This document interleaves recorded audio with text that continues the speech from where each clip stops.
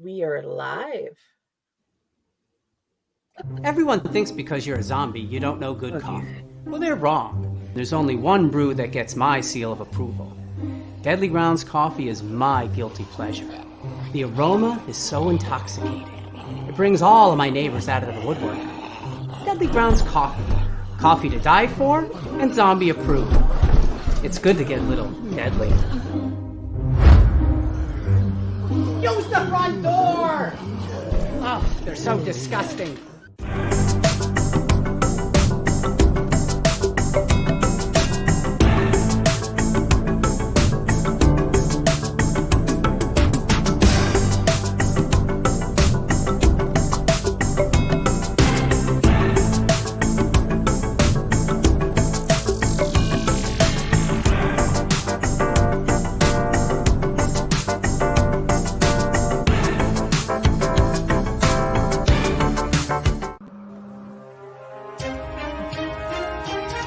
The Dorkening and all affiliated shows are not intended for anyone under the age of 18.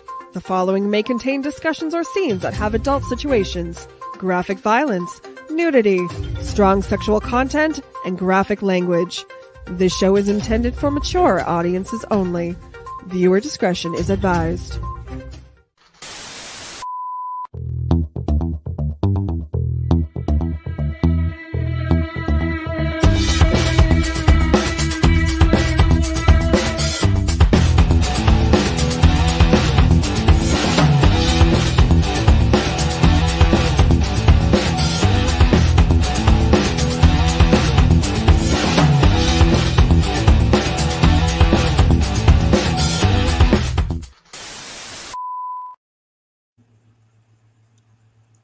Hello, my lovelies. Welcome back to another episode of Unprinted Pages with the wonderful authors from Water Tower Hill Publishing.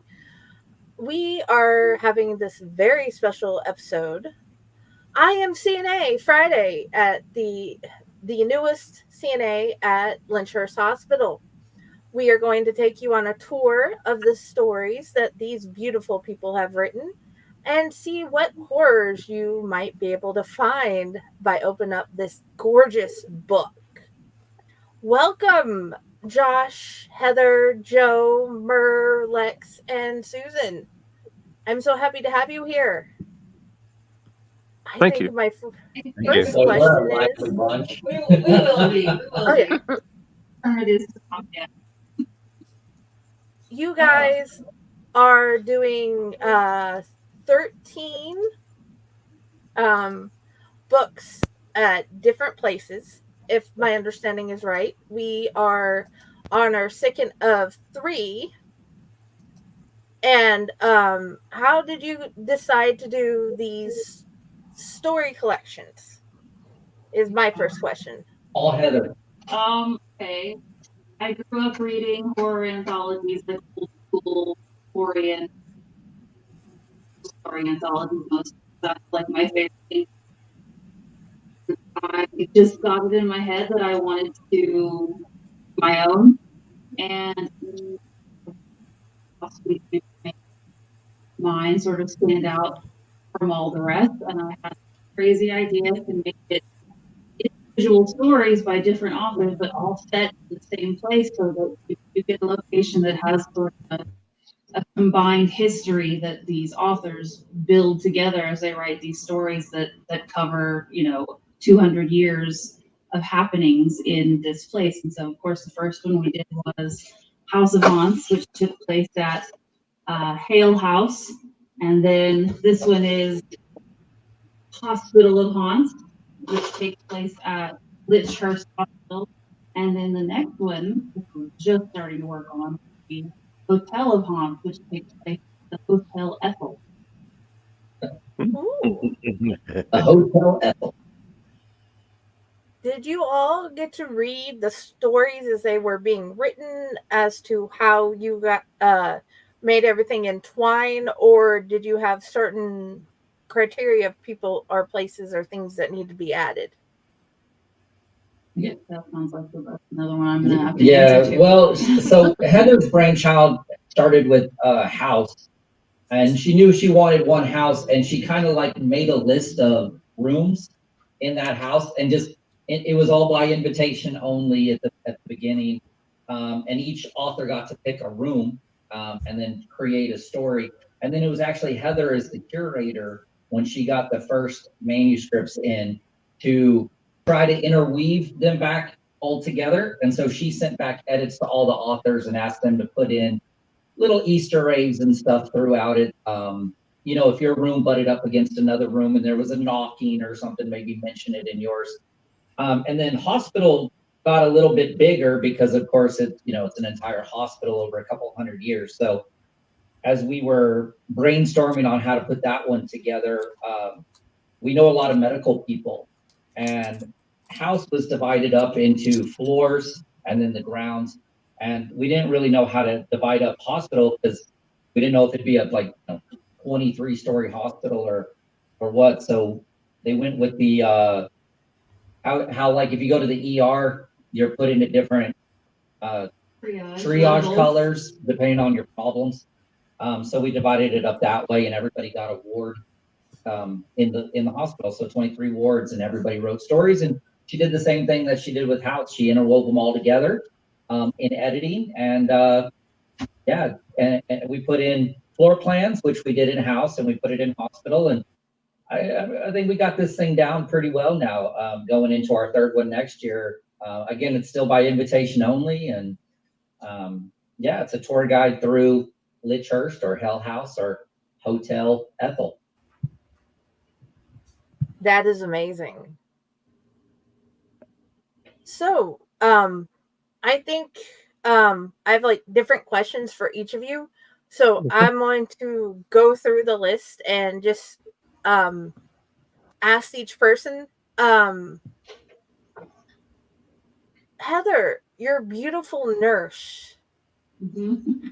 Where were there like nurses in history that you came across, or did you model her off of one specific person you know? No. I mean, unless you want to say she's modeled after me, if I had no morals or inhibitions of any kind. She's just, I mean, everybody knows about, nurses who are like angels of mercy, and they kill people, and they think that they're doing good somehow in their minds. It's twisted up like that. So that's kind of how she justifies what she ends up doing in my story, which is the last story. But no, I mean, creepy nurses have always been a thing, in all kinds of stories. And I wanted her to not look like the kind of nurse that would go around killing people. I wanted her to just be pretty and young and somebody that, everybody would trust and love, and then secretly she's walking around at night murdering people. As one does. Luckily, my favorite nurse doesn't have inhibitions quite like that. She has helped me through school. But yeah, that is... Yes, I can say honestly, having her the way you have in the book is worth the fear. And Josh, your game. Oh yeah. I wanted, because I wrote a very serious, like, Civil War historical story for House. I wanted my story in hospital to be like the funny one, and I challenged myself to use specific words or lines, and I wanted to use the line, Debbie, your tits hanging out, put it back in.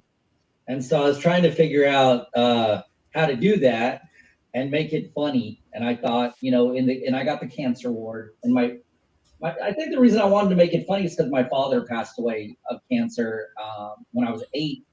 And at this point now, this many years later, you can kind of like, I don't know, sort of laugh about it. But yeah, I had a guy die and right after the Civil War, and had that real kind of Kentucky regular super Southern drawl. And another guy died and decided to stick around, and he asked if you wanted to play poker. And so I just had this idea for like ghosts through the whole 200 years of the cancer ward. Some stick around and they start playing poker, and they bet on who around them is going to die next. So yeah, I wanted it to be funny though. So that's, yeah, I would like to point out that Josh has used that line. What is it? Hey Debbie, your tits hanging out. Yeah, put it back. We've seen it. We've seen it. Put it back in. I've had to hear that line. In fact, we went to dinner not a few hours ago. We were at Buffalo Wild Wings watching the football game, and this guy came up and was standing next to me, having like this muscle shirt that was cut real low, so you could kind of see, his chest. And so I said, "Hey Debbie, I was like, hey, your Debbie. tits hanging out." So yeah, I've had to hear that line a lot. Yeah, I can understand that. My husband has a couple lines that he keeps repeating. Yeah, it's a good one. Joe, you have given me a fear I did not have before. My youngest my oldest girl, has told me about her and her girlfriend and so on, and then I read your story, and I have never had that fear with a medical professional before. How? You're welcome. And how did you come up with this idea? I was afraid you would ask me that. Honestly, I just said it. It was set in 1981, and I thought about, that was when the AIDS crisis started, and these two young gay people that were in love, driving through where was it? West Virginia. Virginia. Yes, sorry, my brain went.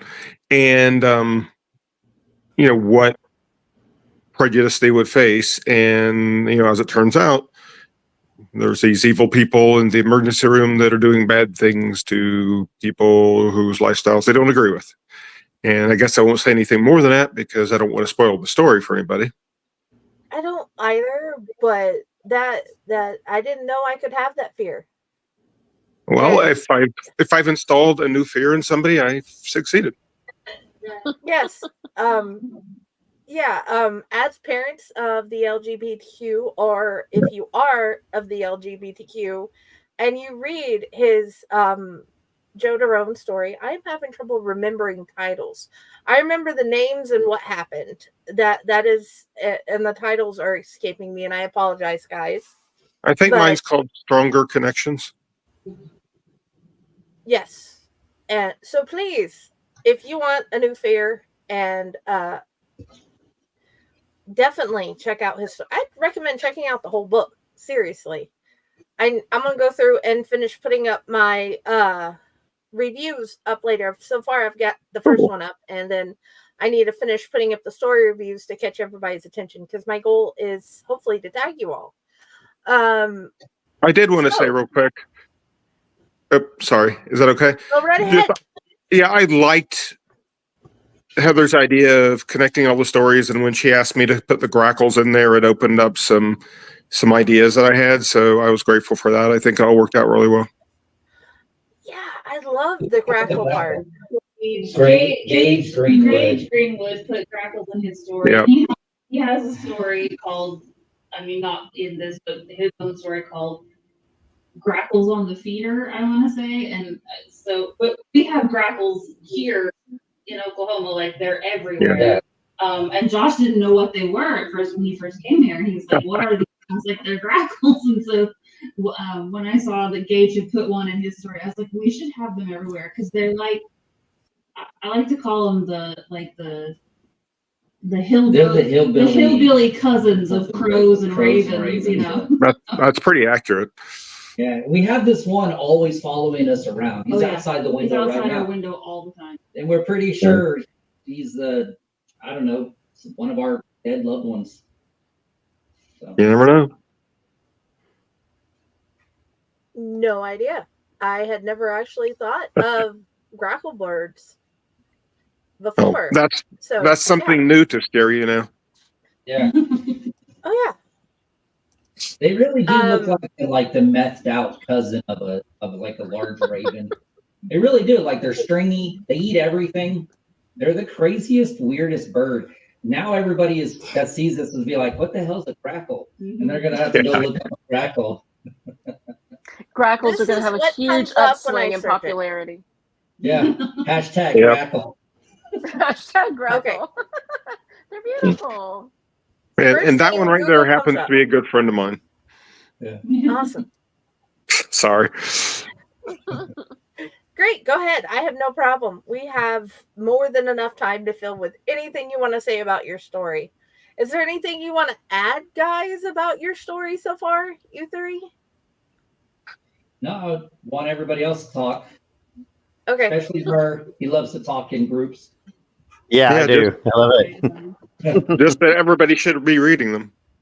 Yes. Oh yeah. Okay. Myrrh, my friend Rez and I have been talking about urban exploring and different places he had went, and he had recently wrote a story that has gotten published. And when I found another person has written a story about urban exploring, I was so happy. I just didn't expect to find one in the hospital, but that does make sense. People would go to abandoned hospitals. Your story has new nightmares.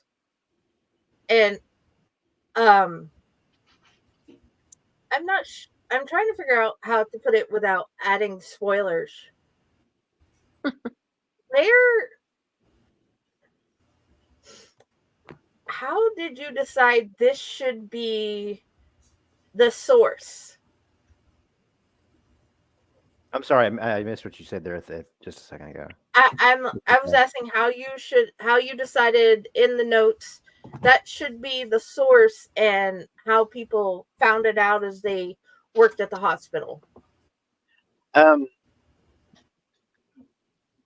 don't know. It's kind of like I like the records room thing was the first room I thought about because I thought that just sounded like all the information is there.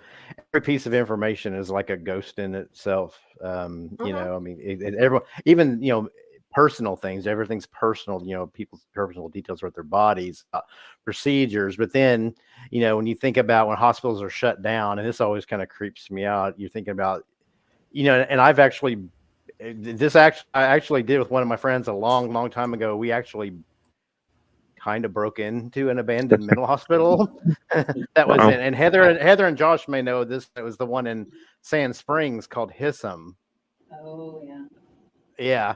And and it was a really scandalous place. It was for disabled children, and there was a lot of scandal with them and everything. I think they finally tore it down a few years ago, but we went messing around in there, and it was amazing to me and horrifying that all the stuff was still in there. I mean, they still had a morgue in there, and they still had filing cabinets full of documents just spilling out everywhere. And it's like, I mean, stuff that's personal and confidential. And I got to thinking, what if there were other things hidden in there that weren't necessarily so mundane, like not just records of procedures, but occult practices and eldritch horror. And that's what made me come to mind, is think about the whole hospital is rooted by the information that's kind of been tucked away in the records room.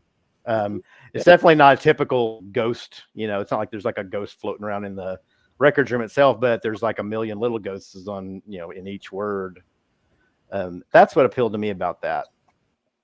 Jen, I'll give you a little bit of background really fast. So Murr's local to us. He's a good friend. His whole family's really good friends of ours. And he told us after House, he didn't want to be in the hospital, or you didn't have time or something. And so we went and had dinner together, and I kind of like, come on, buddy, like, just give us the story. Like, we love your stories and stuff. And he finally relented and sent his before anybody else sent any of the other ones.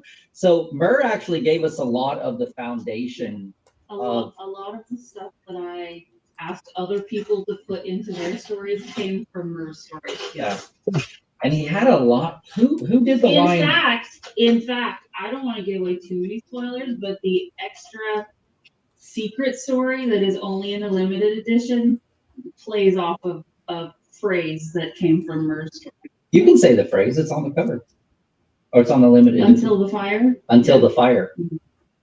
And so, yeah, Mur wrote that at the end of like 4 or 5 of his small little medical records. Until the fire. Until the fire. So, yeah, if you buy the limited edition version, you get a secret additional story, and it tells what that means. I have been trying to figure out how to get that, get the money for that. And yeah, because I want it. We're still waiting for the first batch to come in because I want to do a whole video and show everybody. Susan is our in-house artist. She runs our art department at Water Tower Hill. And she was just, because she has horrible ADHD and can't sleep very much, I think, and always has to have a million things going. She just sends stuff to me. She's like, what about this cover? And I'm like, when the hell did you put this together? And so she made a very special piece of art for the limited edition cover.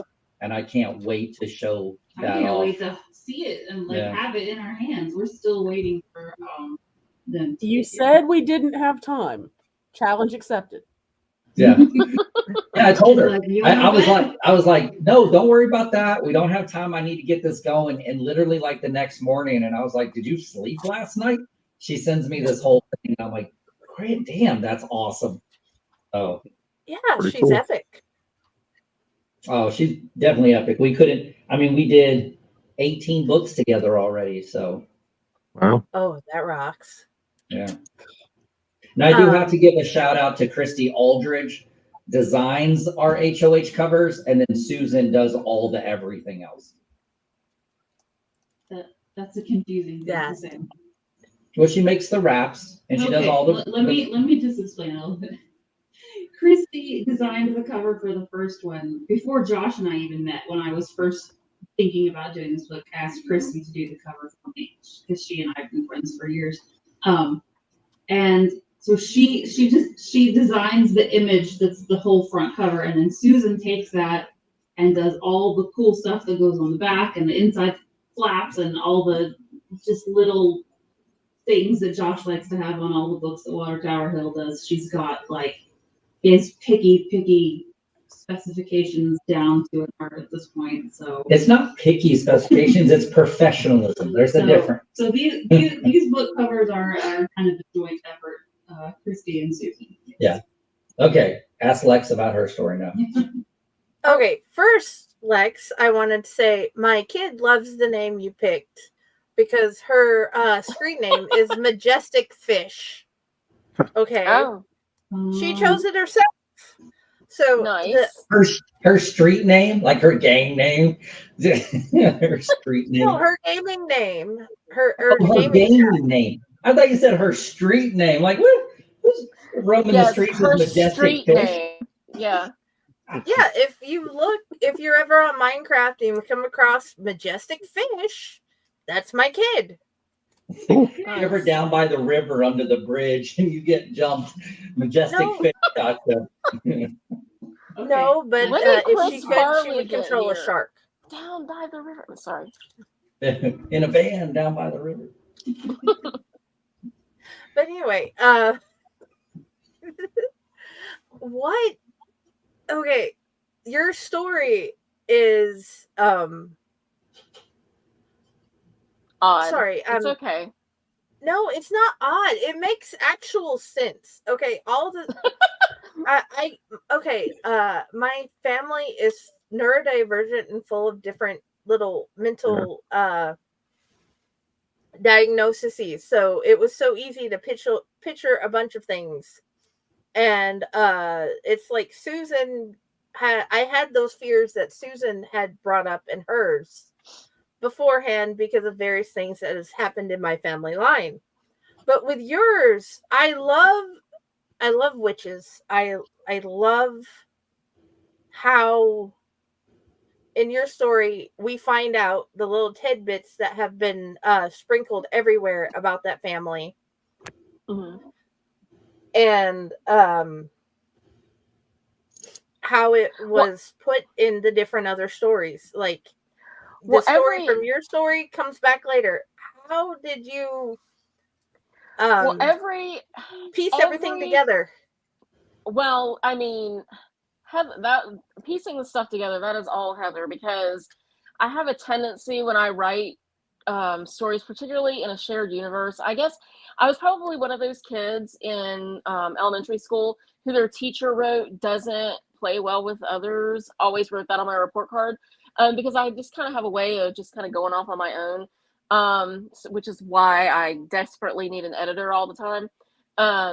But yeah, she was able to say, well, you can add this little thing here that'll tie it to this story, because of course she had read all of them, and just work this kind of thing in here, and then it becomes like a challenging puzzle to me to kind of take those things and figure out a good place to work them in, and how can I make that work. And I love doing stuff like that because that's just kind of how my brain works anyway. But the characters in that story, Susan and I both live in a very small, very rural, very Southern Gothic sort of town, and every crappy little town. Sorry, I almost said a different word. Every crappy We're little town. about 18 and older. You can cuss. Say whatever you want. So every shitty little town has this mythic family that is behind every crappy thing that's ever happened to anybody. You can always trace it back to this one crappy family, and usually by the time they get to modern times, there's like two descendants left, and they have 2 pennies to rub together, and they argue over them.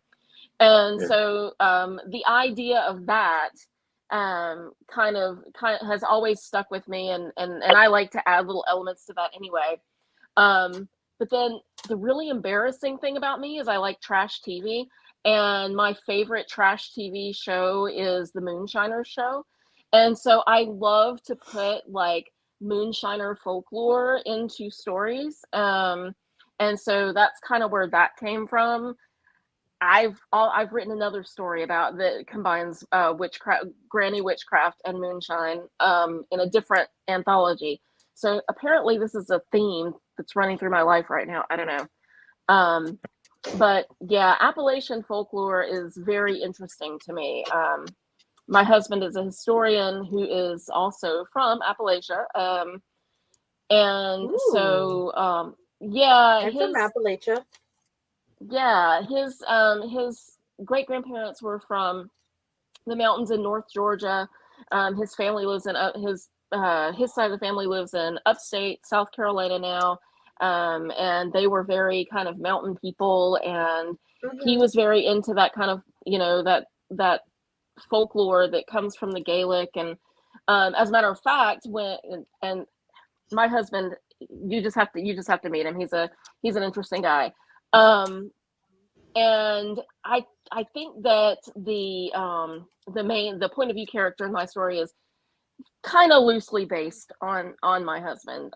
That's the kind of way that he talks and everything. But anyhow, okay. So he's very when he was a kid, he had what they kept diagnosing as a speech impediment.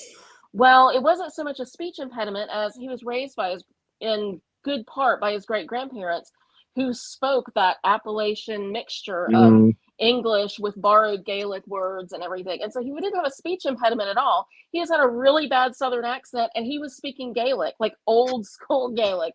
So, those kind of little tidbits and things, I love to keep that stuff in mind when I'm writing horror, because that's the kind of horror I like.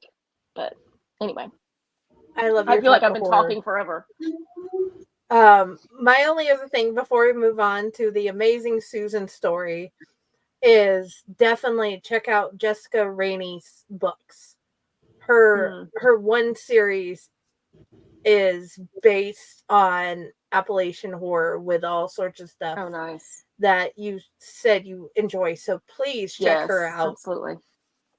And cool. I'm sorry, I'm not here to plug other friends' books, but that's why I enjoy yours so much. Because I look for that type of stuff. Now I got to find the rest of your stuff. Okay. Nice. Well, the rest of my stuff might be really disappointing because the rest of my well, not the rest of my stuff, but a lot of my other stuff is very smutty romance. So Okay. If you have a pen name, please send it to me and I will look it up. But yeah. absolutely. Okay. Susan, your nightmares that you have given me, I'm not saying they're bad nightmares or old nightmares. I'm just saying I've had those type of nightmares before.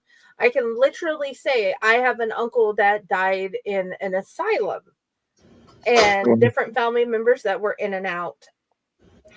And Abigail and what her life transpired to be as she went through the story. What started this ball rolling in your story? How you came up Susan, with you.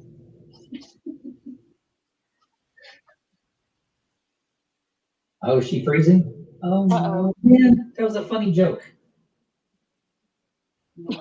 Did I offend her that bad? You did. Look what you did, Computer, and she said it's been messing her up all day. Hi. She's moving again. It's kind of in slow motion, but at least she's moving. I think she's catching up. Or not. I don't Y'all should get out of that small little town you're in. Maybe it's the internet. You guys, seriously, we this weekend have been through like we have not had the hurricane stuff as bad as Western North Carolina and parts of Georgia and everything. We have not had it as bad, but we have had a lot of power outages and things like that. And so Susan's internet, which is not great at her house because she kind of lives in the sticks, but it's not been great. Hear me now. Yes. Okay. I'm having to switch between two different hotspots in my Wi-Fi because our internet provider here in Chester is terrible. So she's like, so what was the question again? Okay. Your beautiful nightmares in your story. What got the idea of her ending nightmares rolling? So part of it is that I overthink about everything. My family is me too. It is a mixed bag of mental illnesses. It really is. And having grown up in the low country of South Carolina, I've always been really fascinated by the local folklore and mythology in the area, particularly the older magical style religions, which dealing with the ghost that's in that story, that's kind of where he came from. And it really, it's with the story being set in the early 1940s, women really were property back then. They didn't have rights like we do now. They didn't have the ability to stand up for themselves. And the easiest way for a man with dirty hands to get what he wants is to lock his wealthy wife away. So he made her think she was crazy. She thought she was crazy. Everybody around her thought she was crazy, but in the end, we really don't know if she was or not. My father-in-law had said when he died, he would become a haint. And with the different folklores of what one is, I don't know how he's going to aspire to do so yet. Well, I learned through those kind of stories what haint blue was. Yeah, I had to teach this man about country people. Wow, he didn't know about haint blue. Well, hold on. I didn't. Hold on, because you people have watched my demise into this horror thing for like a year now, where before I was an innocent fantasy writer. I had nothing to do with the horror. Oh, that's adorable thing. And now we have led him down the primrose path to degradation. No, but seriously, real funny story, kind of outside of hospital haunts. Murr down there in the corner, that guy down there, wrote a little book called Obscene Folklore, of which my company published. earlier this year. And I had to write this story in the publisher's forward for him because he did exactly what his job was. He triggered me horribly. I jumped up from reading and formatting that book. He was so mad. I was so mad. I was like, I'm not publishing this filth. There's no way I'm doing this. And I had to call like Susan and Heather, and I've become friends with some really big people in the horror community, and I was going to call them and be like, what's wrong with all of you?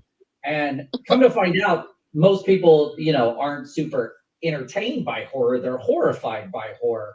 And Mur did that exactly right. So yeah, I'm like now just going down a rabbit hole of things like Paint Blue and the Tarantula Lades Motel, Arms. And he's a folk horror writer. And we just found out just a few minutes ago he's on the Brom reading list for obscene folk horror, or for the Stoker Awards. Yeah, I'm sorry, the Bram Stoker Awards. And I have been more triggered by all of these people in the past year. This gray on my beard and my face is you can kind of chalk it up to a lot of them.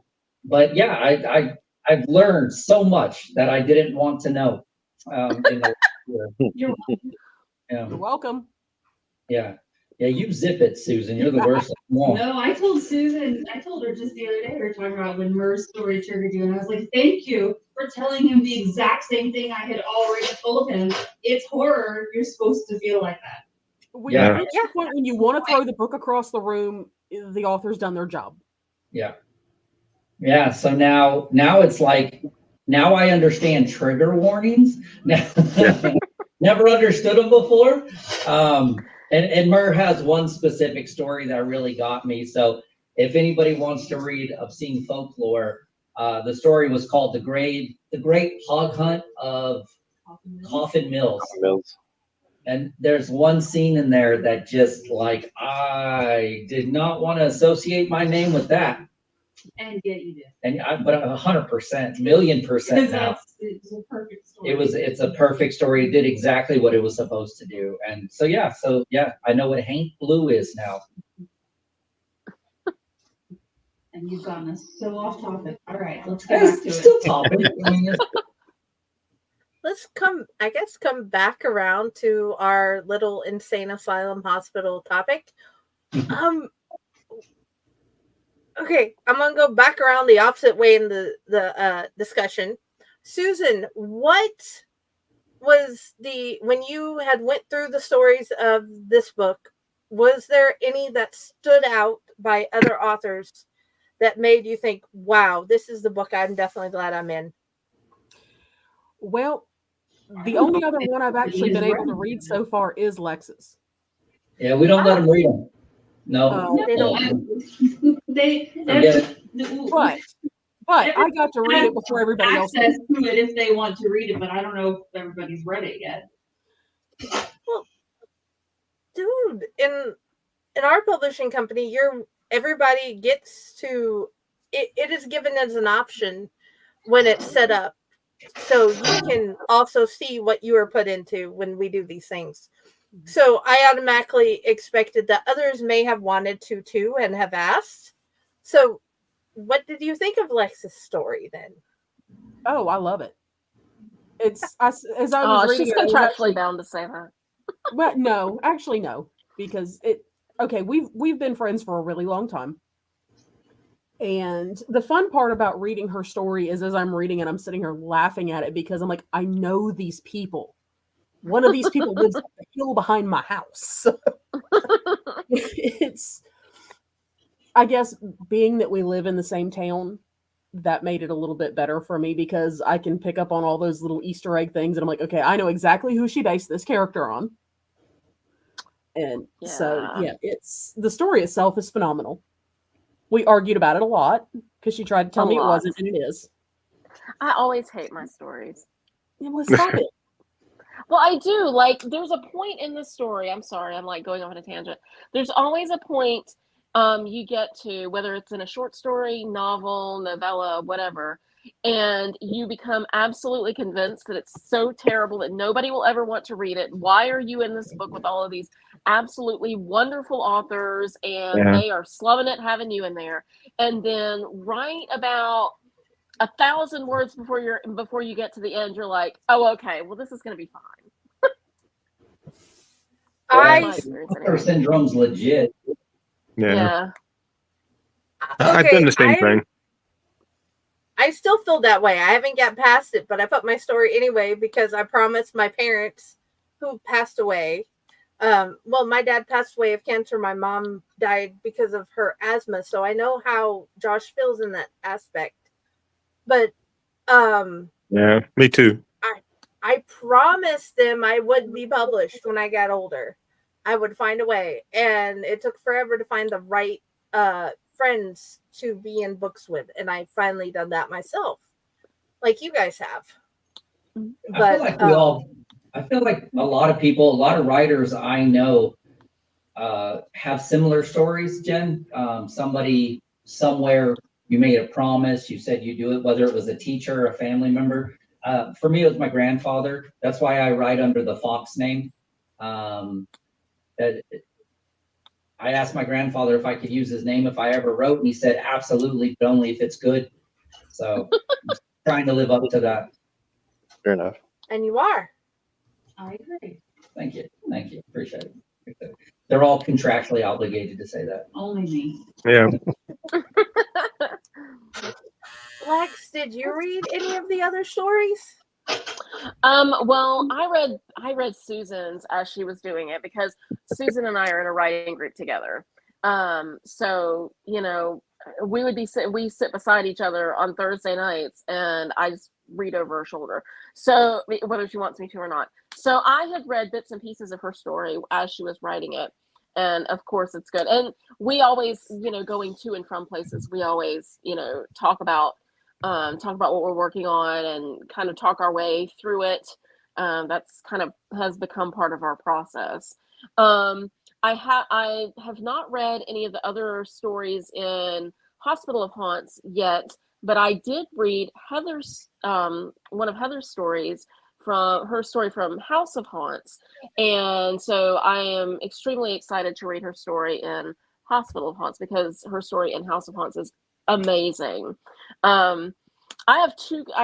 You know, when I'm looking for a book to read, you know, sometimes it's, you know, just totally for the plot. I'm a plot person. You know, something about what's going on in the story really grabs me. But on the other hand, I love a story that is beautiful to read, that has beautiful language and beautiful words. And, you know, it's very rare to find somebody that has both of those things together. Okay. And when you find a book that has both of those things in spades, it's something very special. And so her story in House of Haunts, it has absolutely beautiful language, and the plot is really good, but it's so creepy, and it, you know, sent a chill down my spine, but then it also made me cry. So, you know, I'm really excited to read what she did for Hospital of Haunts. Well, thank you. I can You're so honestly welcome. say, to get the most out of Heather's story, going from beginning to end is the best way to get the most out of her story, I found. But she's figured out a way to make it all work together from top to bottom. Yep. Is all I'm saying. Mm-hmm. I'm just saying, guys, don't just get it and read the one author story, you know.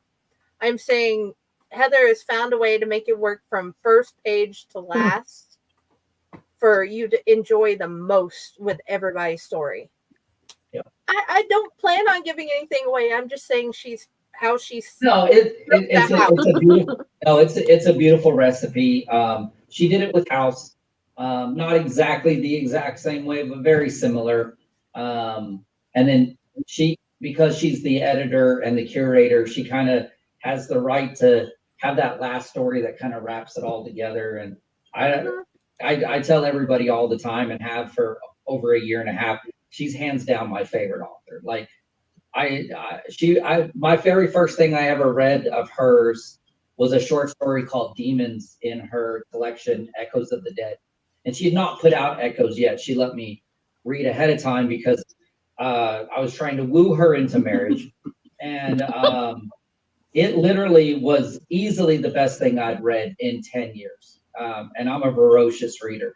And so this woman has chops, like real chops. I'm hanging on her coattail all the way.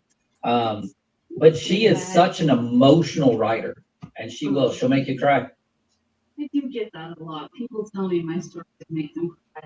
I'm like, that's not, I didn't really set out to do that. I'm glad it's getting some kind of reaction. Crying was not necessarily what I was going for, but thank you. Yeah, with Murs, I wanted to throw my computer across the room, but with Heather, Mur makes you angry. With Heather's, I'm like, man, why'd you do that to me? I didn't need that today. Well, I have to say that I have not read Obscene Folklore yet, Mur, but it's the next book on my TBR pile, and I can't wait because Susan described it to me, and I'm like, okay, this is exactly the kind of book I would choose for myself if I went upon walking into a bookstore. So she said, I it's love weird, that book. it's scary. Thank you. Yeah, so I can't wait to read. I can't wait to so read it. damn weird, and I love it so much. You know what I love about that book and Mur's other book, The Country Girl's Guide to whatever I don't know what all Hags, got in the and title Hanks. at this point. Is it. Like, I love that old school mountain, like Appalachian horror too, but it's similar to that, but it's like in Oklahoma. So it's like right. the country redneck version of that kind of stuff, which as an Oklahoma gal, like, I just love that. I'm like, I so know people like this and places like this, and it's just fantastic, and it's funny but disgusting and horrifying. See that way? Y'all need to read Mur's books. Thank you. For me, he's that way. That way. Yeah, But wait, that way. Yeah, that way. I have the live up on my cell phone right It's now. over there. Wherever he is, We're backwards on the phone. Yeah. So on the live, he's down. Yeah, he's that way. That way. No. Watch there. I am. That way. That way. He's hiding in Mur, the corner. Mur's the most quiet person. To the right page.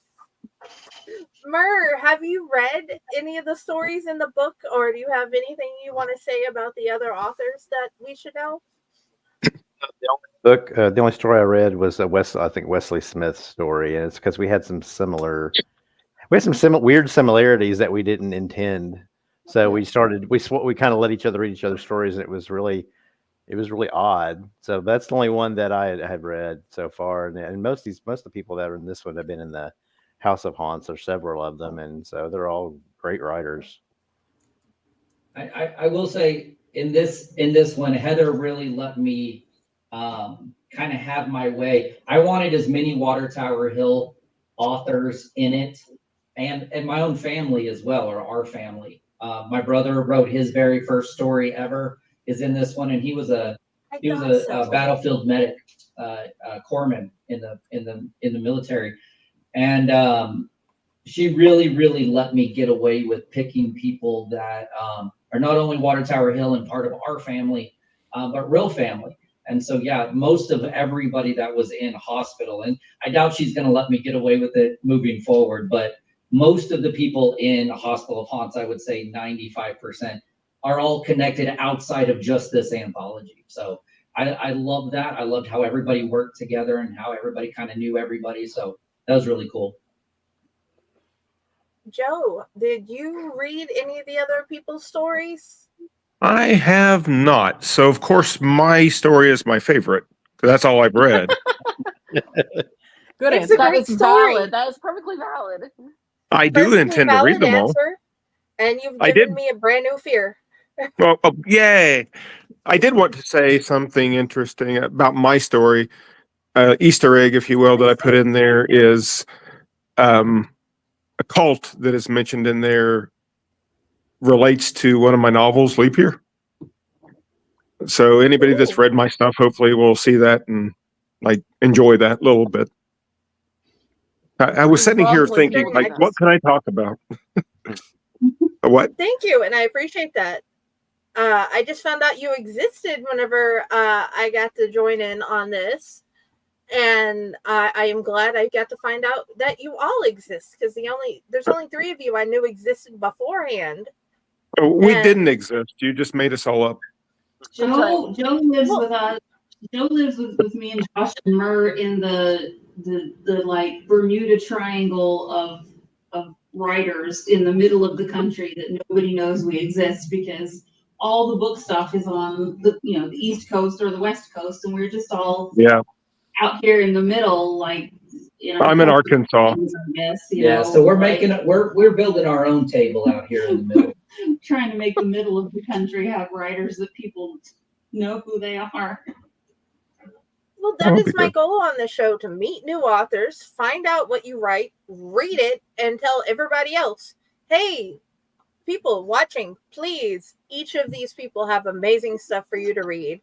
And I even have something apparently for my smut girly fans. I didn't expect that, but thank you. Yay! You're welcome. We got something for the horror people. We have something for our fantasy people and our smut girlies. Yes. Please find these people and read them. Hey, Lex, how many people are in that Thursday night writing group? Oh my gosh. Well, okay. So it had grown to where we were rocking like 10 people. And then COVID it was happened, more than and that we're at back one to point. and we're back to our core group. So it's myself and Susan and Crimson Heart and Nicole Givens Kurtz and Misty Massey. So there's 5 of us. I know I have 3 of you under contract at Water Tower Hill, and I'm wondering if there's going to be any kind of like a pirate where they take over. What's that called? Mutiny. I mean, considering Misty writes pirates, probably. I was about to say Misty writes pirate fantasy. So are they slutty too? They are not. They are not. She I don't know if any of you have heard of the book. It came out with Tor several years ago. It's called Mad Kestrel, and it is about a female pirate, and that is Misty's book. And she's got the sequel to that one has came out last year, Susan? Maybe the year before last. Kestrel's Dance has been out about a year. Yeah. So, and if anybody is a fan of Faith Hunter, she is also from our area, and that's Misty. Misty used to be in a writing group with her. So, fun fact. Okay. Yeah, I'm just taking notes on the mutiny and how to avoid it. You can't avoid it. It's inevitable. Do y'all have a name of the writing group? Because I was trying to figure out how to put Water Tower Hill brought to you by name of writing group. We don't have a name, but maybe we should, because, if we're going to start taking over places, we ought to have a name and a flag. Hey, we already have flags. I made sure of that. We do, but we need like a real. Well, I guess we do have a name. We're the Shenanigators. Yeah, we do Great have the name. co-op we put together, Shenanigator Books. Yeah. So. Okay. So that we can do events together even when we're not together. So. Sorry, Jen. Didn't mean to mutiny your podcast here. Oh, you haven't mutinied. I'm enjoying this. We have a name too. We're the Owlite Society. Ooh. So I'm like, that sounds way more mysterious. I think somebody come up with a name for Josh and I, like a couple name, but I don't know what it would be yet. Like, you can't do like Brad, Jelena, or anything. Brangelina and Jennifer and all that stuff, but I don't know what we would be. So if y'all think of a good name for that, let me know. Everybody's trying to figure it out. I'm not even going to try it, because that means I'd have to figure out something for Josh and me, and that would be weird. Yeah, I guess you could be Jether. Together. Together. Yeah. Why not? Together. Sounds like Together, together. Whatever it is y'all come up with, we're going to be at AuthorCon on next weekend together, and so we'll put a little name tag out there or something. Fun. That'll rock.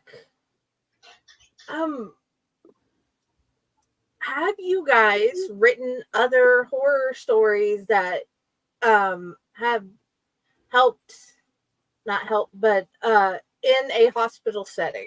Is one of my next questions. I'm writing one currently. You are? I don't think I have written anything else that's in a hospital. No. Yeah. So I because I've never been horror until I met all these people. Weirdos. I decided, and I write multi-genres except horror. I decided to this year start writing a horror book, and Christy Aldrich made the cover for me, and In the Shadows They Wait.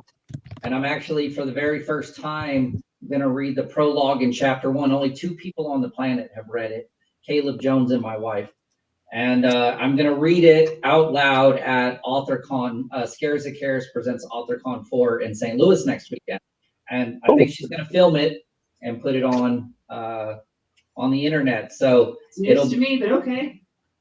You're going to film it and then put it on the internet. But yeah, the prologue in chapter 1 of my very first foray into horror, it's called In the Shadows They Wait. And it takes place in a mental hospital in the 1920s. That is so cool. One of my short stories in my short story collection, Odds and Endings, takes place in a hospital, but just one of them. The twins one. Okay. And what is the name of your cat, Stuffy? What? Your cat, Stuffy. What's its name? Was it Bear Oh. Stuffy? You showed us Stuffy. Oh, You're getting this. comfy on your bed with your Stuffies. Yes, It I looks am. like a cat. I saw it too. There's several of them. This is Jether, and no, not really. It is now. It is now. Yes, it's unfortunately that's going to be the name that it's stuck with. No. Okay. Murr, do you have any other hospital related stories? I don't. I've never written anything in a hospital before. Oh, okay. You have a hospital though, don't you? I thought the little boy named it in that one story with the mine. Yeah, but buy it or something. Yeah, but I don't have anything written in the hospital though. So Murr made up a whole Dixie. What is it? Southern Dixie. Little Dixie. It's a town. It's an area of southeast Oklahoma. He made it up, like Stephen King's Derry, Maine. He made up Little Dixie, and all of his stories take place in that area. Okay. I've done that in my stories. I named mine after a coffee. Lex, do you have any other stories in hospitals? I don't have in hospitals. Now, I have a story that is long out of print that took place in a funeral home. Because I've always been, I'm telling you, I've always been fascinated. If I was better with science, I would totally be a mortician because I've always been fascinated by stuff like that. So I wrote a story a very long time ago called Dollface that is about a girl that's a mortician and things ensue. And it's been a long time since I've read it, but it's been out of print for a very, very long time. And then Lex, you have Shady Acres. I do. Shady Acres. My next book that's actually coming out with Water Tower Hill in February is about a group of retirement community residents. And the name of as of right now, the name of the retirement community is Shady Acres. But I kept thinking that sounds so familiar. Why does that sound so familiar? And I suddenly realized that I had stolen the name of the retirement home in the Marvel universe. So I'm like, Yes. maybe I should change the name of it. I don't know. But anyhow, so I've been trying to think of another name. But It can be yeah. anything. Yeah, well, I wanted remember the nursing homes are always named after the places they're at or the owner. So it could be the name of the town and the story. Health and Rehab. There's a lot of shady stuff that goes on there. I would keep shady to change the second word to like shady places or something. I don't know. Yeah. Well, and I wanted it to scream retirement home, but the thing is, the Shady Acres it's a retirement community, and it's like it is the retirement community that everybody that you wish that when you got old you got to go there, because they have it all. It's a very active community. They have tennis courts and pools and coffee shops and everything, in a shuttle that goes into town, and just all of this stuff, right? But unfortunately, the whole place is run by vampires, and so the residents have to figure out how to solve that problem. So that's so it's not really a hospital, even though there is a scene in it that they do have an infirmary that plays very heavily into the book. So I guess that counts. Okay. I want to read that, and I want to read the mortician one, because I definitely loved everything funeral homes. Hence the show Corpse Garden Chronicles. Well, I have an idea for a series of romance novels that all center around people that work in this retirement in this funeral home, and they all have, and just like my books for Water Tower Hill, they all have funny punny names, because they're funny. They're supposed to be comedies, and like the first one is From Bad to Worse, and so I have romance novels, and they have funny names too, and I just haven't had time to write them yet. But you would like those too. Oh, I definitely want to read those. I am looking forward to that when you finally get to it, and I also would love to invite you on Corpse Garden Chronicles to read that the story that you were talking about. Oh, sure, so, absolutely. Yes, please. Absolutely. That would be great. So, yeah. If we can find each other after, that would be great. I would love to be able to find you guys and invite you guys on individually later, if that would be great, for an actual author interview, or 2 or 3 of you at a time. It would be amazing. So, Susan, do you have any other stories written in hospitals? Not in hospitals exactly. I do have quite a few that deal with different mental illnesses and things like that. And I also have a town that I've built. I've got a collection that Water Tower Hill is going to be publishing next year. Several of the stories in that center around a little fictional town in the low country of South Carolina called Monarch's Crossing. So, I've been there. Not really. It's in the middle of what's actually a swamp outside of Walterboro. Wow. So, but yeah, it's one of those places where you never really know if what's happening is paranormal or people are just crazy. I love that. I like you, Jen. I find people I really like, and they write, and I like their books, so they all work for Water Tower Hill now. So. Jeez, Joe, come on. Patty has done that with us. No, we're really excited. Moral of the story is Josh is an author hoarder. I am. I hoard my treasure. If I was a dragon, my treasure would be my authors. Yeah. That is awesome. I have a very convincing argument that authors are some of the most. I think it's the most difficult creative outlet. I can't paint or make music or write music, but you go out there in the streets and ask people if they feel like they can write a book, 99% of people will say no. So everybody wants to, not everybody can. And I think it takes a level of intelligence and understanding the world and people to be good at it. And so I like clever things, and every author that I collect are clever. So that sounds terrible. Let's not say you're collecting authors. Oh, I'm collecting authors. Yeah, it sounds like you have them tied up in your basement. Yeah. I let him out for Are you in podcast. his basement? Well, I'm that's in the good. closet. I bought I'm Mur hiding in his closet.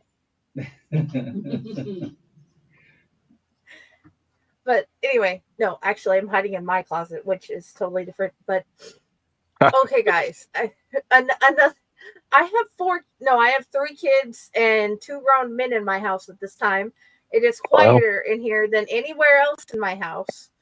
Hence why I'm hiding. But okay, I think one of the base questions, since I have you all here, any character in any story you have published, which one would you like to go on a coffee date with and just sit down and talk with them? I know I've asked Heather and Josh this, and if they have different characters they'd like to say this time, they can. But Susan, I'm not sure I want to get that close to any of my characters. They're all going crazy. Yeah. Um, that would be a good assessment. I don't know. Probably the caterpillar from the first book in my Wonderland series. He's like made entirely of magic and is very odd. I don't know. He's one of my favorites though, because it's just I love that book. I love that universe. I love being able to play with other people's property and You being have able a to Wonderland rework. series. Do what? You have a Wonderland series. I need to know the name of the first book. The first book is called In Spades. It's the first of 4. And in that first, she's essentially the new Alice is trying to rebuild the Shattered Kingdom of Wonderland, and everybody's trying to kill her while she's doing it. So it's exciting, and like I said, all those characters are crazy. Under contract by Water Tower Hill. Yes, it is. Yes, it is. I love that book too, by the way. The cover of that book is what got Susan came to my attention. Over a year and a half now. God. Yeah, it's been a minute, hasn't it? Yeah, because I was looking for somebody to do the sigil, and you had the clock on In Spades. And I just put out a call for artists, and somebody recommended you, and I looked at your book cover and hit you up, and now she runs all the art for Water Tower Hill. It's crazy how that happens. Yeah. Okay. Great book. Great book, Jen. Cool. You got to get it. Okay, I'm putting the link in my readers group so I can find it later. And I figure as I find out what books you guys like, I will continue to put them in there. But anyway, okay, Lex, do you have a character in? See, this is a dangerous question to ask somebody that's a romance novelist. Yeah. Let's see. Probably. Well, I would love to sit down with the main character of From Bad to Worse, because he's totally based on my dad, and From Bad to Worse was my grief book. My dad passed away, and shortly after that I started writing From Bad to Worse, because my dad's experience at the end of his life was very similar to the main character George's experience, but George's turns out a lot better. Anyhow, so yeah, I would love to sit down with George Waterman and just have a conversation with him, because I miss having conversations with my dad. As for stuff in my romance, probably my favorite of my romance main characters that I would want to sit down with, I have a series called Phoenix Rising, and the main character of those books is he's a genetically engineered spy, and his name is Cage St. John, and he has undergone a scientific experiment where he can shapeshift into pretty much any sort of thing that he can see. Somebody described him as manimal, and I had not thought about that before, and it kind of ruined the book for me. But he's extremely cool, and He's a smart ass, and he's very sexy in English, and so I would totally want to sit down and have dinner with him. That dude. Okay, I have more stuff to figure out. Right now, Amazon is being mean and not even letting me find your name. And I'm like, why are we being mean? Well, it's because it's probably my romance is under Alexandra Christian. And you can find all my books at alexandrachristian.com. alexandrachristian.com. Oh, okay. Alexandra, yes. That would be helpful. Alexander Christian. That will help. I'll put those later. Okay, I love your name. I don't know what it's short for. Merlin, murder, anything. It's a nickname. It's a nickname. My name's really John, but it's a nickname. It's short for John. Short for John. John. Yeah, for sure. You said for a coffee date? Okay. Yeah, any character that you have published.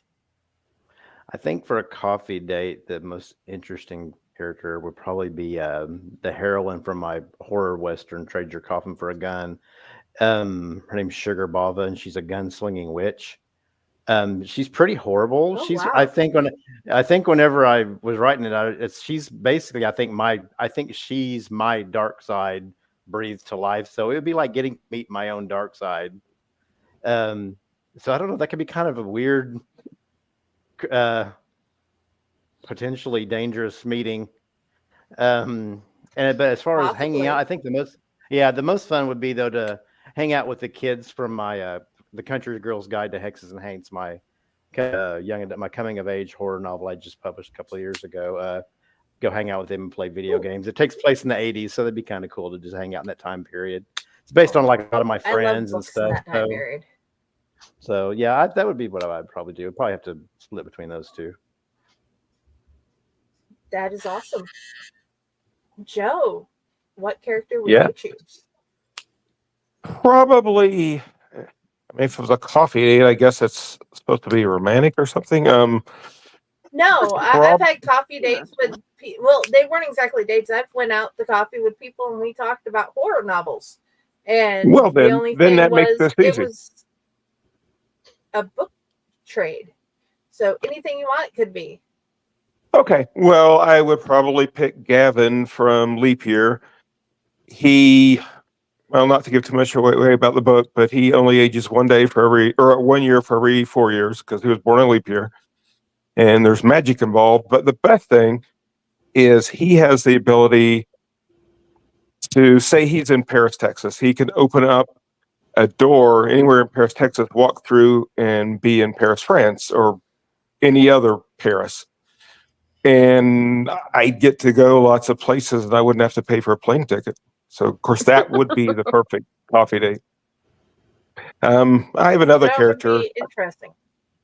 I have another character that apparently I like teleporting because the other character, Emily from the Small Things trilogy, has the ability to teleport, but she can only teleport to places that she's been. So, Gavin really is the better choice on that. You can go to a Starbucks in Rogers, Arkansas, and go to a Starbucks or come out to Starbucks in Chicago. But still Starbucks, because why would you go anywhere else? Well, I don't even go to Starbucks. I don't know why I chose that. We were talking about coffee, and and I don't drink coffee, so. Coffee. Well, you didn't have to order coffee. You could have ordered any tea or water or juice. That is true. It's just unimmaculate thought. Well, Gavin and I could go and drink coffee, or I drink water, and he can have coffee. So. Yeah, get a cake on a stick. Yeah. Yeah. Cake on a stick sounds great. Anyway, did you guys have different characters you wanted to suggest this time? You got any different characters this time? Yeah, I actually thought of an answer before we even came on here because I knew you would ask that. I don't have somebody I want to have coffee with. I have characters I want to apologize to. It was brought to my attention. Yes, it was. I know exactly what you're going to say. It was brought to my attention this week in the Discord chat on Water Tower Hill that I create characters. They're only there to keep the plot moving. They're basically just one chapter characters. and I make you fall in love with them, and then I kill them at the end of the chapter. And I didn't know I did this until I went back through my book, and there are like a solid 7 to 10 characters that I only use them as to show the scene from a different perspective, right? I don't do it from my protagonist perspective always. Like this last book I wrote was a Western, and there's an old prospector named Sam Tennyson and his mule Betty. And I didn't think about Sam and Betty at all. I didn't think about them at all. I just wrote them into a bigger scene, and then I killed them. And well, Betty didn't die, but Sam died, and I went on with my day. And apparently, that upsets people. It upset your wife. I have written a good 10 characters I want to apologize to. The gal in Yeah, Sophie that makes the biscuits. Makes the biscuits. She's just happy to be alone and living her life, and then she gets murdered. Yeah, and then That's not fair. There's a guy that's a mayor of a small town in Utah, and he kind of got like gentrified into the position. His father was somebody, and his brother was somebody, and he's walking a dog, and he was a failure his whole life, and at the end, he got sniped. And his last thought was the dog didn't go to the bathroom, so he failed at the end. And I didn't know I write these characters, but apparently I have a lot to apologize for. Well, I killed a cat in my first novel, Small Things, and I've never lived that down. Yeah, don't kill animals. I don't kill animals. But he might just come back to life later. So. But yeah, that was my answer to your. And I'll try to have another answer the next time. Yeah, to write more characters so we can Yeah. every time we come on here. Yeah. Yeah. Well, if I have new authors, I like to ask that question. Now, if you've been on before, I want to go through your entire list of interviews and find questions you haven't been asked before. And then I'm going to ask different questions. His clothes are done in the dryer. Apparently the dryer is possessed. It's like the 8th time the damn thing's gone off, and it's turned off and on by itself every time. Yes. Oh, Love it. the old man in your house. It's the old man in your house, Susan. I'm just gonna start watching stuff behind you and let you know if it moves. Closely at Susan's screen. Like It wouldn't be the that first lamp time. just move? Pretty sure that lamp just moved. Do you have a new one, Heather? I don't know if I have a new one. I mean, if I'm feeling saucy, I'd probably like to hang out with Nurse Eleanor from Hospital of Hans. She's quite attractive. And well, tell her why I say quite that. attractive because in the limited edition swag box you can order of Hospital of Hans, you get a signed old school photograph of Nurse Eleanor, and That's Mur's wife. Nurse Eleanor is my face, and Mur's wife Annie does some sort of photographic magic where she can make you look like somebody from some other time period or whatever. And she took pictures of me and morphed them into this 1840s, 1850s nurse. So it's me as an old timey nurse. And then they With homicidal tendencies. Well, yes. She's just a mercy killer. So yeah, she's kind of my dark side, I guess.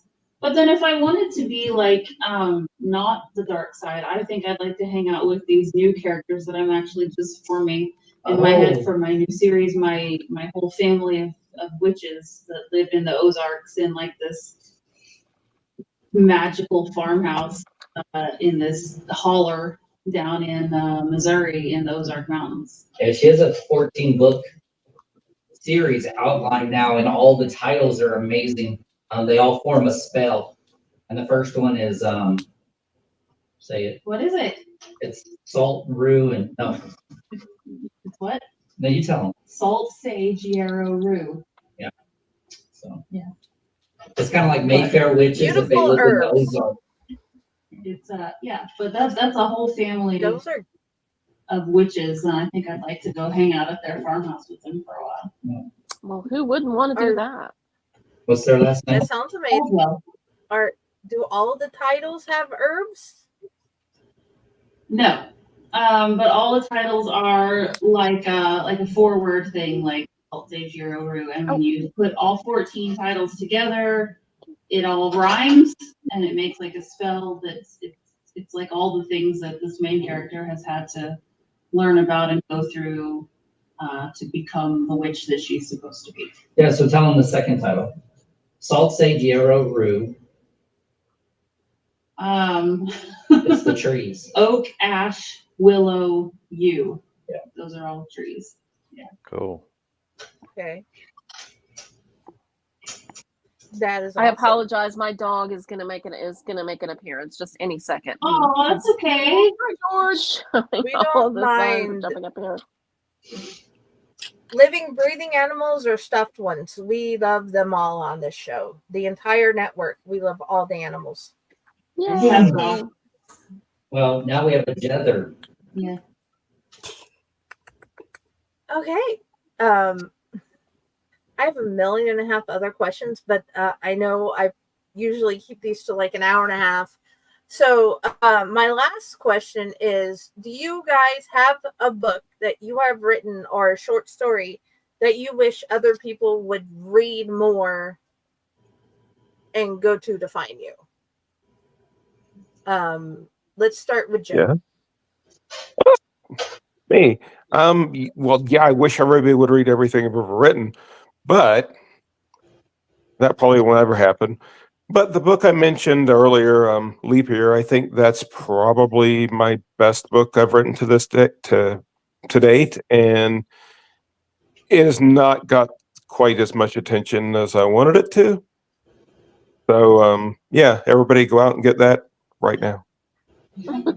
Right now, Yes, this it's second. on my list of books to get. Yay! Murr. Then I've accomplished my mission.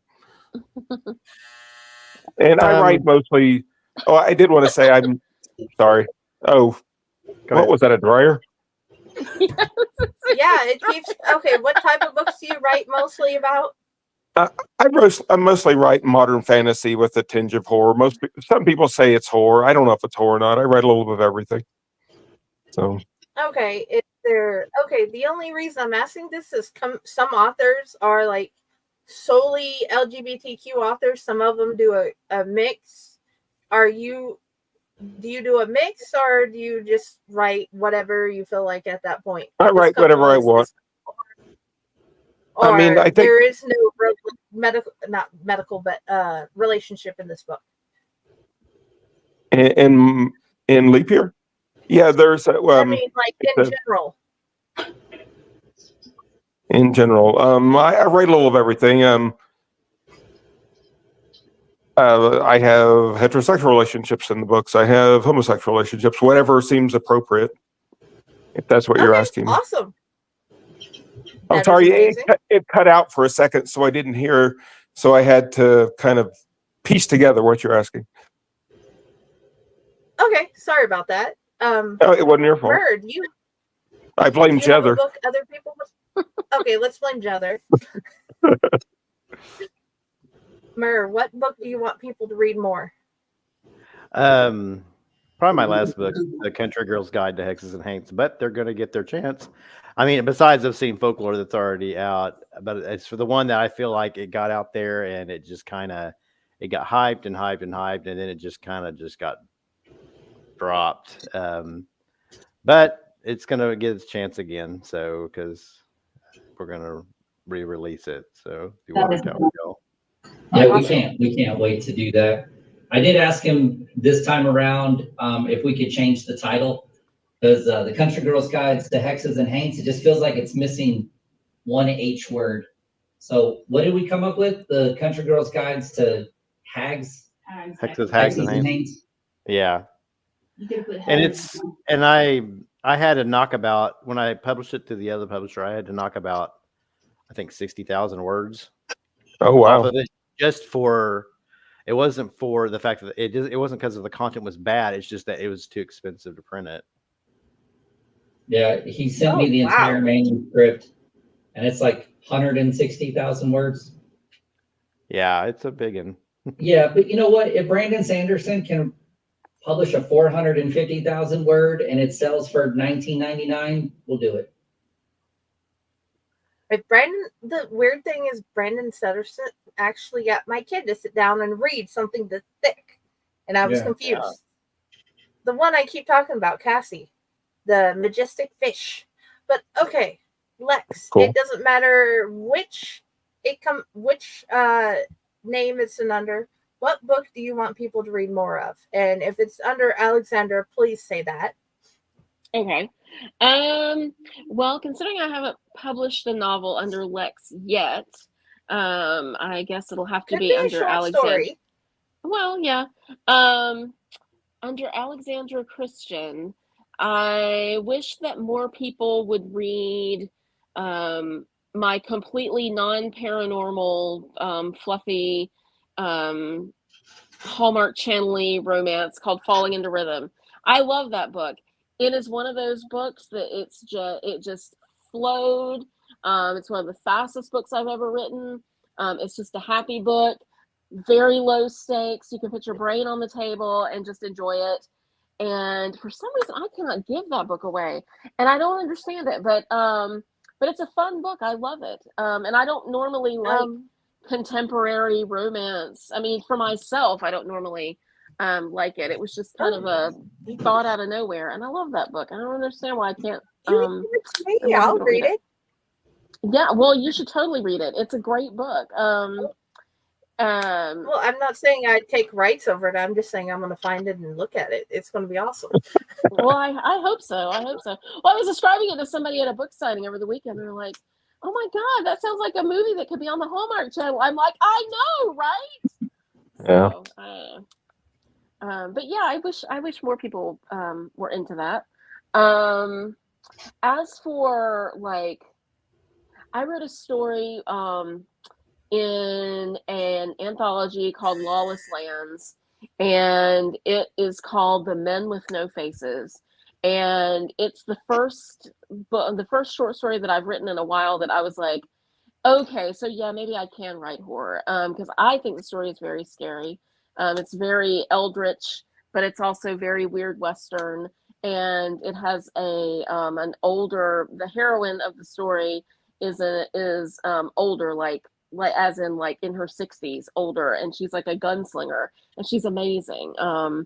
And I kind of wish that more people would read that. That sounds awesome. Definitely. What about you, Susan? Probably In Spades. I love that book. It took me 5 years to figure out what I was doing and write the whole thing, and it's kind of a huge book, but it's one of my favorite things that I've ever written. And it just Okay. I don't know if I can get people to pick it up and look at it. Generally, they're going to buy it, but getting people to pick it up and look at it seems to be the problem. Okay. Same here. So, but I do. I That love is that my book. goal with the show. It's I want such a people to weird find it, thing. please. And yeah, by the way, I everybody needs to read Falling into Rhythm too, because what she didn't tell you is that the entire time she was writing it, I was reading it over her shoulder and pestering her to write faster, because it is a really good book. It's just very fluffy. It's very fluffy. It's so good. Sometimes you just like fluffy though. That's all right. You know? Sometimes you need a fluffy book. I like that. And I also wrote it right in the middle of, at the height of the dystopian fiction thing. I think that probably has a lot to do with it too. Heather, do you have one that you want others to read? I do. I would really, really like people to read this one. Ta-da! This is Okay, let me figure out how to bring you up. Oh wow, it's very large there. The Dead. Is it backwards? I hope not. So this is my my latest collection, Echoes of the Dead. It came out earlier this year, and it is psychological grief horror. And I think some of the best things I've ever written. The story Josh was talking about that he says is the best thing he's read in forever is in here. And it's like I wrote these stories over this period of my life where I was going through a lot of life changes. My mother died. I got a divorce, and I met a new man, married him. Because like the first story in this I wrote when my mom was sick, and then the last story I didn't write till a couple of years later, shortly after we got married. So like I was in a very weird emotional place while I was writing these, and it really comes out. Like I said earlier, usually people tell me my writing makes them cry, which I don't mean to do, but I actually cried while writing several of these. But they are scary. They're ghost stories. They're stories of each story is someone who is haunted by someone they know has died, and they're haunted by it in different ways, either actual supernatural hauntings or just sort of internal psychological hauntings. But anyway, it's a really good book. Clay McLeod Chapman said, "I don't know if the rest of the world is ready for this one." So I thought that was high praise. It's on the book right there. Yeah. So that's my book. That is cool. Like people to read.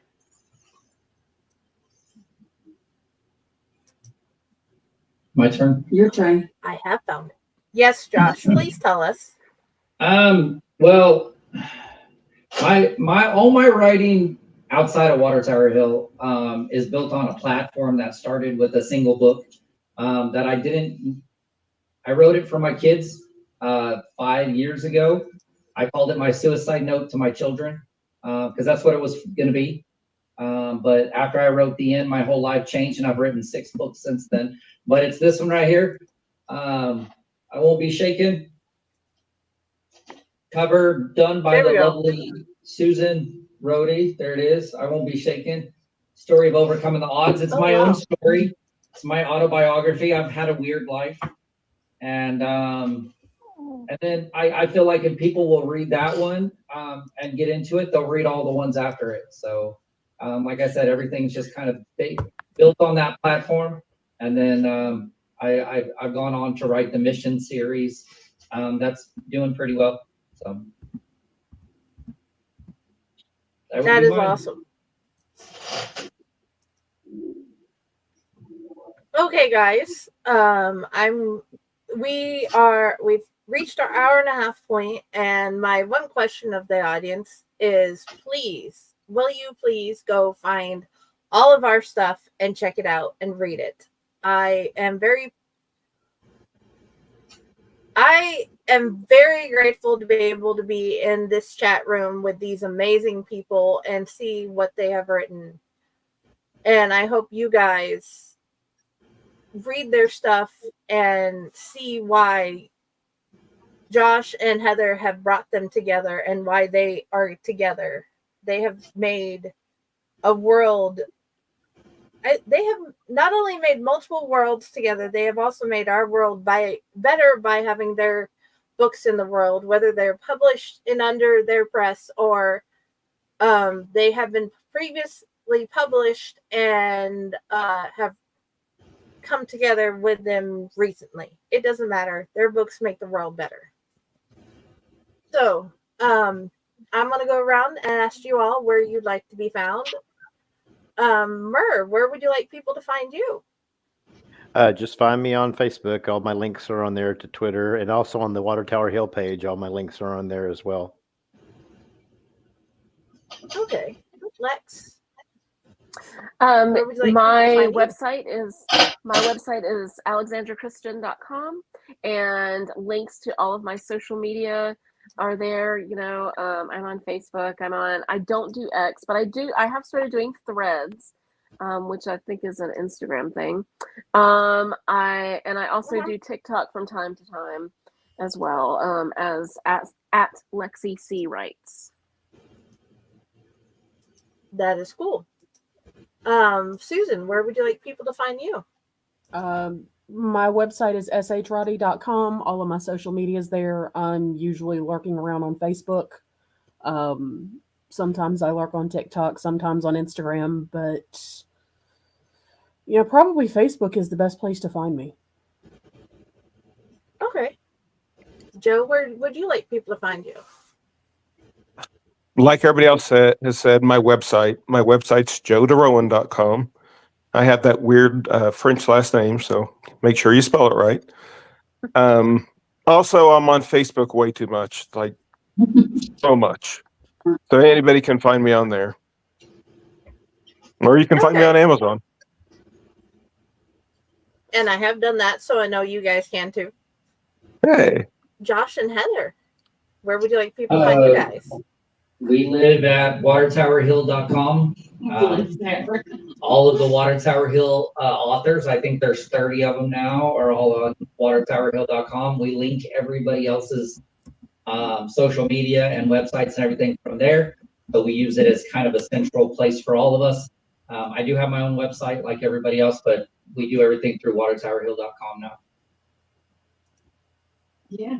Okay. I'm just on there with him, so. Actually, we're all on there with you. We're always together. Jether can be found at watertowerhill.com. Watertowerhill.com. Okay. Thank you all for being here. And if you'd like to find me, I'm at the usual places: Fake Horror Publishing, Owlite Network, Friday with the Library in the Blue Box, and Jennifer Elliott, the author page. I appreciate all of you for being here, and I hope you all have a blessed night. Bye. Thanks. You too.